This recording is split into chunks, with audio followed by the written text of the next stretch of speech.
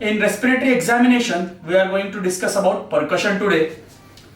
Once it is confirmed that patient has come with respiratory complaint, patient respiratory complaints लेके आया हुआ है, आपका नेक्स्ट टारगेट रहेगा रेस्पिरेटरी एग्जामिनेशन, जिसमें हमने इंस्पेक्शन पाल्पेशन हमारे दूसरे वीडियोस में देखा है. आज हम परकशन पे बात करेंगे, है ना. तो हर एग्जामिनेशन के पहले जैसे खुद को इंट्रोड्यूस कराना, पेशेंट का बायो कंफर्म कर लेना कि उसका नाम प्रॉपरली बराबर है कि नहीं है ना, वो कंफर्म कर लेना. हम जो प्रोसीजर करने वाले हैं वो पेशेंट को एक्सप्लेन करना, है ना, उसका कंसेंट ऑब्टेन करना. ये एक प्रायर जो रिक्वायरमेंट्स होती है किसी भी एग्जामिनेशन के पहले वो रहेगी. और प्रॉपर हैंड सैनिटाइजेशन, जैसे मैंने पिछले बार भी बताया था, हमें फॉलो करना चाहिए. नेक्स्ट पार्ट इन परकशन, जब मैं परकशन की बात करता हूं तो ये परकशन वर्ड का मीनिंग होता है striking with impact. Okay, striking with impact मतलब किसी भी चीज के ऊपर आप जब स्ट्राइक करते हैं तो depending on nature of that object जो साउंड प्रोड्यूस होता है ना, वो टोन जो होती है वो अलग अलग होती है. फॉर एग्जांपल कोई सॉलिड ऑब्जेक्ट है तो जो टोन प्रोड्यूस होती है वो डल होती है. अगर कोई हॉलो ऑब्जेक्ट है जिसमें हवा भरी है, उसको जब मैं स्ट्राइक करता हूं तो प्रोड्यूस होने वाली जो टोन होती है उसे मैं रेजोनेंट टोन कहता हूं, रेजोनेंस कहता हूं. तो इस तरीके से रेजोनेंस एंड डलनेस ये तो बेसिक हम परकशन में देखते हैं. इसके अलावा टिम्पैनिक क्या होती है ना, परकशन टिम्पैनिक क्या होती है, इस तरीके के टर्म्स आएंगे.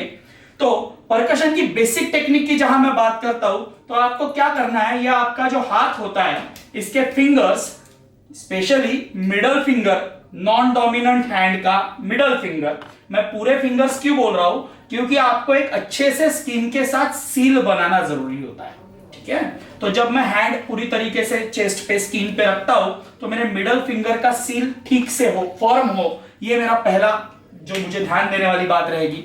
उसमें अगर मुझे इस फिंगर को स्ट्राइक करना है तो उसके मिडल फैलिंग्स को मैं स्ट्राइक करूंगा. इसके मिडल फैलिंग को स्ट्राइक करने के लिए मुझे नॉन डोमिनेंट हैंड का यूज करना है. नॉन डोमिनेंट हैंड का यूज करते समय मैं ये ध्यान दूंगा कि रिस्ट जितनी ज्यादा लूज हो उतना अच्छे से ये स्ट्राइक हो सकता है. Second, it is better to cut your finger nails shorter, क्योंकि नेल्स अगर शॉर्ट कट नहीं रहे तो इंजुरी होने के चांसेस या परकशन प्रॉपरली ना होने के चांसेस ज्यादा होते हैं. तो नॉन डोमिनेंट हैंड के फिंगर्स को, स्पेशली मिडल फिंगर को आपने फर्मली स्किन पे रखने के बाद डोमिनेंट हैंड के मिडल फिंगर से आपको इसके मिडल फैलिंग्स पे क्या करना है, इस मिडल फैलिंग्स पे आपको स्ट्राइक करना है, लाइक दिस, है ना. ये स्ट्राइक करना है. जैसे आप स्ट्राइक करोगे एक टोन प्रोड्यूस होगी. अब जैसे मेरे बॉडी ऑर्गन्स होंगे उस हिसाब से टोन प्रोड्यूस होगी. मेरे लंग्स में एयर भरी है तो टोन जो होगी वो रेजोनेंट होगी, है ना. मेरे लीवर के एरिया में जब मैं करूंगा परकस, या रिब्स या बोन्स के एरिया में करूंगा तो वहां पे डलनेस होगा. तो इस तरीके से टोन्स डिफरेंट डिफरेंट प्रोड्यूस होती है. अब जब मैं परकशन की बात करूंगा तो मुझे परकशन एंटेरियर चेस्ट का, एक्सिलरी एरिया का एंड पोस्टेरियर चेस्ट का, तीनों रीजन का मुझे परकशन करना है. ठीक है, तो एंटेरियर चेस्ट में मैं बायलैटरली कंपेयर करूंगा, जो टोन प्रोड्यूस हो रही है वो, है ना, बायलैटरल परकशन होना चाहिए. राइट साइड के परकशन में लेफ्ट साइड के परकशन से थोड़े डिफरेंसेस आएंगे. वो डिफरेंसेस क्या रहेंगे ये वन बाय वन हम देखेंगे. वो समझने के लिए पहले मुझे समझनी पड़ेगी सरफेस एनाटॉमी क्या होती है चेस्ट की. ठीक है, तो चेस्ट की सरफेस एनाटॉमी पहले हम समझने की कोशिश करते हैं, जो कि जरूरी है. तो पहले हम देखते हैं कैसे मुझे एरियाज परकस करते समय पता होना चाहिए कि जहां मैं परकशन कर रहा हूं, जहां मैं स्ट्राइक कर रहा हूं वहां एग्जैक्टली है क्या. तो मुझे वो लैंडमार्क समझने पड़ेंगे. तो बहुत कुछ ना देखते हुए हम सिंपल लैंग्वेज में देखते हैं. देखिए, सबसे पहले तो आप ये जो आपका स्टर्नल एंगल होता है आप फील कर सकते हो. स्टर्नल एंगल आपका ये है ना, this is your notch, not angle, sternal notch. Okay, just beneath this sternal notch there is what bony prominence which you call, this is sternal notch. ये स्टर्नल नॉच है, उसके जस्ट नीचे ये बोनी prominence दिखाई दे रहा है. जस्ट नीचे, थोड़ा नीचे यहां पर बोनी प्रोमिनेंस नजर आएगा. ये जो बोनी प्रोमिनेंस वाला एरिया है आपका, this is angle of Louis, है ना, जिसे आप स्टर्नल एंगल बोलते हो. तो स्टर्नल नॉच, उसके नीचे आपको बोनी प्रोमिनेंस जो दिख रहा है that is angle of Louis. और इस एंगल ऑफ लुइस को अगर आप देखोगे तो आपके लिए बहुत इंपॉर्टेंट लैंडमार्क है, क्योंकि यहां पर सेकंड रिब अटैच होती है. यहां कौन सी रिब अटैच होती है, सेकंड रिब अटैच होती है इस एंगल ऑफ लुइस के पास, जो रिब अटैच होती है.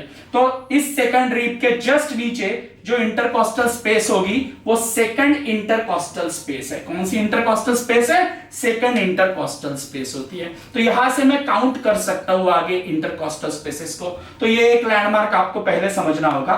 दूसरी चीज, जब मैं राइट साइड को परकस करता हूं तो मुझे पता होना चाहिए मेजर लैंडमार्क में जो ऑब्लिक फिशर होती है, जिसे मेजर फिशर भी कहते हैं, तो वो लैंडमार्क मुझे समझना जरूरी है, क्योंकि ये जो ऑब्लिक फिशर होती है वो लंग्स को अपर लोब और लोअर लोब में डिवाइड करती है। तो ऑब्लिक फिशर को समझने के लिए हम पेशेंट को थोड़ा टर्न करेंगे, खड़े होकर टर्न हो सकते हैं। हाँ, टर्न होंगे, हम पेशेंट को थोड़ा टर्न करेंगे, ठीक है, very good, okay.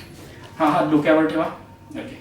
The time I ask patient to keep this hand over his head, आप देखोगे यहाँ पे ये लैटरल मार्जिन जो होती है, लैटरल बॉर्डर जो होती है, लोअर बॉर्डर बोलेंगे हम इसे, लोअर बॉर्डर किसकी? स्कैपुला की, वो क्लियरली विजिबल होती है।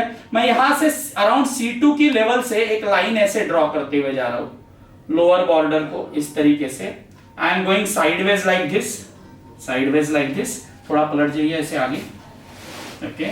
The time I am going, hand ऊपर ही रखिए, I am going sideways like this, this line will meet, I'll just draw this line straight. This line will meet at 6th intercostal space.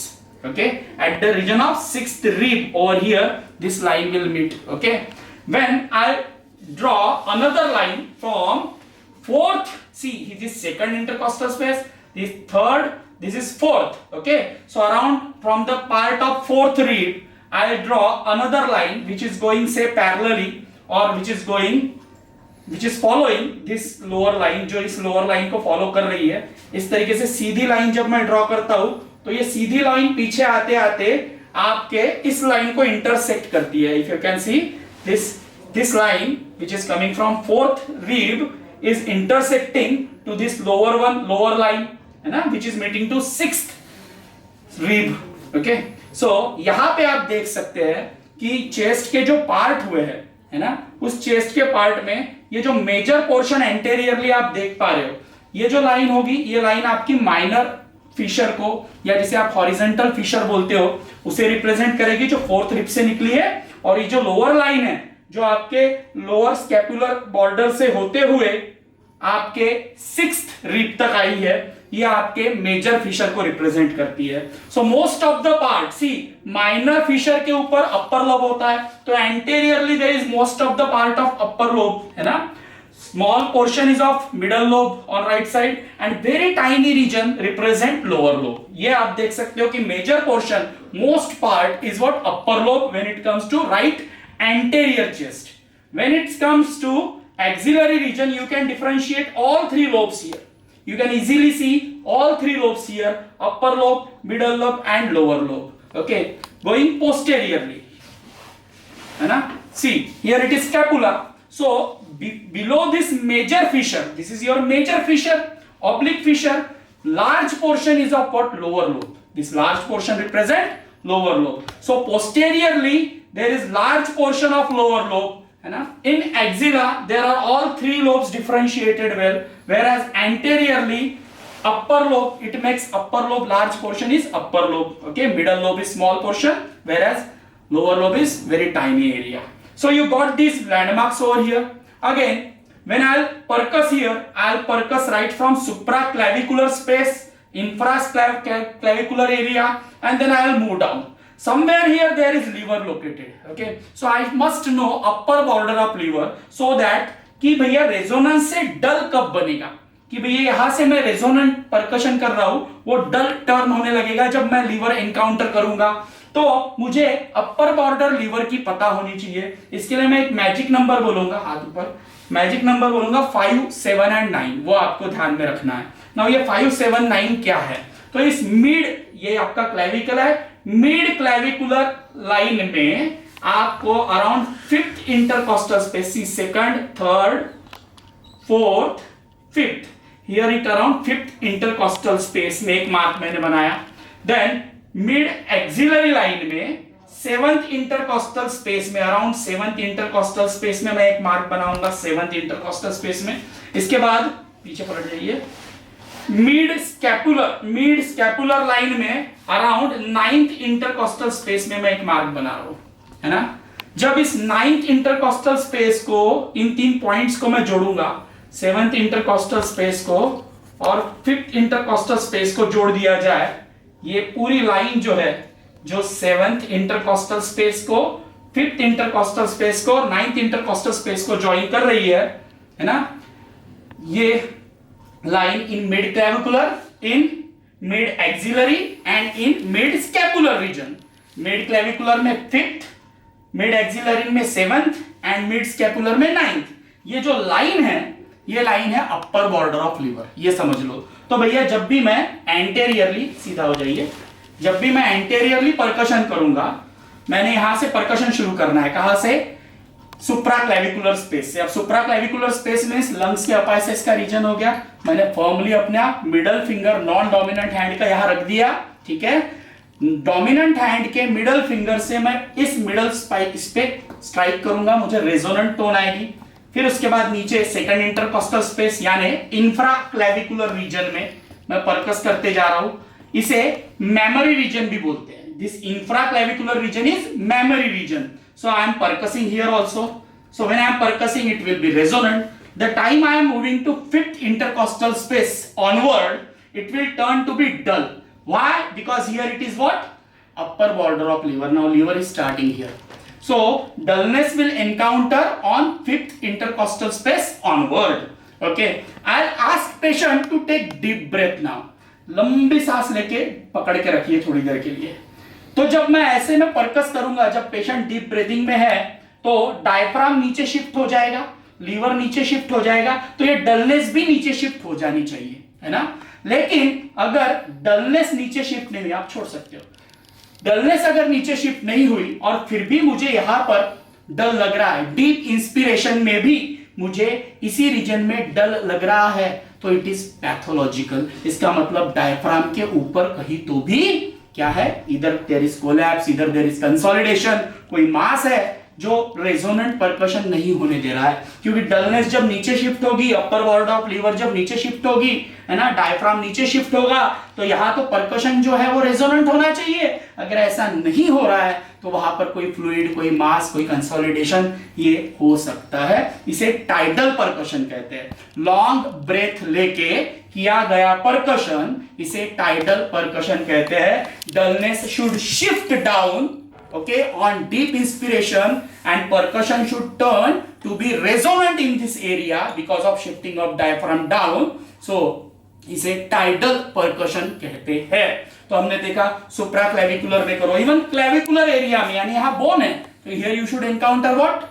Dullness. So ये जो lateral 1/3 और medial 2/3 होता है, इसके junction पे आपको परकशन करना है। नीचे जाओगे तो resonant, resonant, resonant, here it will turn to be dull because here it is upper border of liver. Then you will ask patient to take deep breath, लंबी सांस लेगा पेशेंट, तो ये नीचे शिफ्ट हो जाएगा, लीवर जो है, डायफ्राम जो है नीचे चले जाएगा, यहां डलनेस नहीं होना चाहिए। अगर डीप ब्रीथिंग पे भी यानी टाइडल परकशन भी डल लग रहा है, तो इसका मतलब कोई पैथोलॉजी वहां पर है। फिर जब बात लेफ्ट साइड के परकशन की आती है तो स्लाइट डिफरेंसेस है।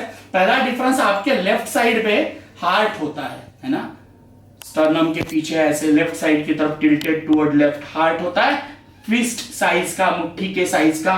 तो भैया यहां पर तो कुछ नहीं है, यहां तो इंटरकॉस्टल स्पेसेस है, ये लंग्स का टिश्यू है राइट साइड, और लेफ्ट साइड इसी एरिया में हार्ट होने के कारण यहां पर डलनेस आना चाहिए।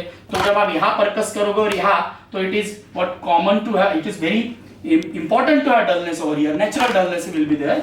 अगर यहां डलनेस नहीं है तो हाइपर इन्फ्लेटेड चेस्ट हो सकती है। तो ये जो एरिया है, this is called area of superficial cardiac dullness. क्या कहते हैं इस एरिया को? Area of superficial cardiac dullness. Here there will be heart, है ना, हार्ट के कारण इस एरिया में area of superficial cardiac dullness कहते हैं इस एरिया को। बाकी second rib onward it has to be resonant. अगर रेजोनेंट नहीं है तो अगेन वहां पर कोई प्लूरल फाइब्रोसिस हो सकता है, या हो सकता है पल्मोनरी आर्टरी एनलार्ज हो जाए, because this is the area of pulmonary artery. तो पल्मोनरी हाइपरटेंशन है, पल्मोनरी आर्टरी का एनलार्जमेंट है, तो भी यहां पर क्या हो सकता है? डलनेस आ सकता है। कार्डियक एरिया में तो superficial area of superficial cardiac dullness, यानी इसे प्रीकॉर्डियम एरिया कहते हैं। हार्ट के ऊपर का जो एरिया मैंने ड्रॉ किया, प्रीकॉर्डियम एरिया, ठीक है। थोड़ा लेट जाइए। अब मैं पेशेंट को लेटने लगा रहा हूं, ठीक है। अब आपको चेस्ट के, लेफ्ट चेस्ट के ऊपर फोकस करना है। Just focus camera over here, okay. Left chest दिखनी चाहिए ऊपर से। देखिए, अगर आप लेफ्ट चेस्ट को देख पा रहे हैं तो लेफ्ट चेस्ट में लोअर रीजन में, यानी लेफ्ट रीब केज के लोअर मार्जिन के जस्ट नीचे, ये जो लेफ्ट रीब केज है इसके लोअर मार्जिन के नीचे गैस्ट्रिक बबल होता है ना। ये जो लोअर रीब केज है, इस लोअर रीब केज के एरिया में ट्रॉप स्पेस होती है। ट्रॉप स्पेस मतलब जहां पे गैस्ट्रिक बबल लोकेटेड होता है ना। तो भैया ये ट्रॉब्स, TRAUBES, ट्रॉब स्पेस, ये किस तरीके से हमें देखनी है, क्योंकि जो परकशन है इस स्पेस में जाने के बाद में टिम्पैनिक होने लग जाता है। What does mean by tympanic? Tympanic का मतलब होता है ड्रम लाइक हाइपर रेजोनेंट होने लग जाएगा। ज्यादा ही हॉलो कोई बॉक्स है तो उसमें से और ज्यादा रेजोनेंट, यानी ड्रम को बजाने पे जिस तरीके से आता आवाज, क्योंकि इसके नीचे भी गैस्ट्रिक बबल होने के कारण। तो ये ट्रॉप स्पेस कैसे ड्रॉ की जाती है? तो देखो, आपकी 6th रिब जो रहेगी, see I will calculate onward, 2nd, 3rd, 4th, 5th, 6th rib के, है ना, मिड क्लैविकुलर लाइन में 6th रिब से, this is mid clavicular line, 6th rib से मैं सब कॉस्टल मार्जिन पे, यानी ये जो आपकी नीचे की मार्जिन है subcostal margin, this subcostal margin, इस पे एक लाइन ड्रॉ करूंगा, perpendicular line on this subcostal margin. See it is your subcostal margin. If I draw here like this is your subcostal margin, okay. Then 9th rib के, यहां 6th हो गई, 7th, 8th, 9th, here it is 9th rib में anterior axillary line से, anterior axillary line है, this is your 9th rib, वहां से मैं इस सब कॉस्टल मार्जिन पे एक परपेंडिकुलर लाइन ड्रॉ करूंगा। सो 9th rib anterior axillary line, एक परपेंडिकुलर लाइन मैंने सब कॉस्टल मार्जिन पे आपके ड्रॉ की हुई है। और जब मैं इस लाइन को ज्वाइन कर रहा हूं इस तरीके से, तो आपको एक क्या मिलेगा? इर्रेगुलर क्वाड्रेंगुलर स्पेस मिलेगी। अब ये इर्रेगुलर क्वाड्रेंगुलर जो स्पेस है, ये इर्रेगुलर क्वाड्रेंगुलर स्पेस को कहते हैं Traube's area, TRAUBES, Traube's space या एरिया। ये रिप्रेजेंट करती है भैया gastric bubble which is lying just beneath this left side of rib cage, है ना, lower margin of left side of rib cage. तो यहां नीचे गैस्ट्रिक बबल होती है, जिसके कारण इस एरिया में, इस ट्रॉप स्पेस में, अगर आप देखो this is turning to be tympanic, this resonance will increase over here, okay. So भैया ट्रॉप स्पेस है। अगर मैं पेशेंट को लंबी सांस लेने लगाऊं तो जो मेरा डायफ्राम होगा वो नीचे शिफ्ट होने लग जाएगा, है ना। सो ये वापस रेजोनेंट होने लग जाएगी, है ना। तो रेजोनेंस तो वापस आएगा, जो टिम्पैनिक नेचर है, drum like hyper resonant nature है, वो चले जाएगा, लेकिन रेजोनेंस तो रहेगा। अगर इस जगह पर डलनेस है, समझ रहे हो, अगर पेशेंट को लंबी सांस लेने लगा रहा हूं और यहां पर मैं परकस कर रहा हूं, फिर भी यहां रेजोनेंस ना होते हुए, है ना, डलनेस इंकाउंटर होता है, तो ये कॉस्टोफ्रेनिक एंगल का एरिया जहां पर फ्लूइड जमा होता है, यानी प्लूरल इफ्यूजन के चांसेस होते हैं। या इसके अलावा स्प्लीनोमेगैली में, जिसे कैस्टेल्स साइन बोलते हैं, CASTELLES, कैस्टेलिस साइन, मतलब डीप इंस्पिरेशन में परकशन करने के बाद अगर आपको यहां पर रेजोनेंस भी ना लगे, वैसे तो टिम्पैनिक है, रेजोनेंस ज्यादा होना चाहिए, डीप इंस्पिरेशन में तो डायफ्राम नीचे शिफ्ट होगा, गैस्ट्रिक बबल नीचे शिफ्ट होगी, लेकिन यहां का रेजोनेंस वापस ना आए, डलनेस लगे, तो it is sign Castell's sign of splenomegaly, और इट इज साइन कि यहां कोई प्लूरल इफ्यूजन यानी कुछ होना चाहिए। कंसोलिडेशन नहीं रहेगा, क्योंकि कंसोलिडेशन कभी सीपी एंगल को ऑब्लिटरेट नहीं करता, फ्लूइड सीपी एंगल को ऑब्लिटरेट करती है। तो this is area of CP angle, costophrenic angle, है ना, which is obliterated by fluid only. So this way we will perform percussion and we will percuss the chest anteriorly, see, supraclavicular, clavicular, infraclavicular, in mammary area, and then we will move to what? Dullness, that is liver border, upper border of liver. We will ask patient to take deep breath, that is called tidal percussion, जो वापस से resonance आ जाएगा नीचे liver shift होने के कारण. Then we will percuss in axillary area, we will percuss in infra-axillary area, and we will ask patient to turn now, and now we will percuss in upper part bilaterally, upper part, middle portion and lower portion. So we are percussing upper portion, that is supra, see here, suprascapular, interscapular and infrascapular region. Okay, so while percussing like this, I'll ask patient to keep hand crossed like this, both hands crossed on shoulders like this, so that this scapula will move laterally and I'll get much space for percussion. Suprascapular, interscapular and then infrascapular. This way I am going to percuss posteriorly, anteriorly and even laterally into axilla. So this is about percussion. This is all about percussion. Thank you.